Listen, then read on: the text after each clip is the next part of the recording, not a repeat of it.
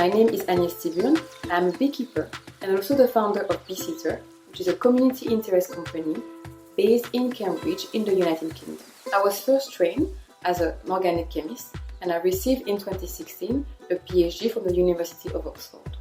However, I've always been interested and fascinated by bees thanks to my grandfather, who was also a beekeeper and had many beehives in his back garden.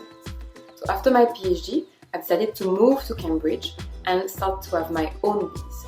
I founded in 2018 BeeSeater in order to share this passion and also educate people about the importance of bees by teaching sustainable beekeeping practices.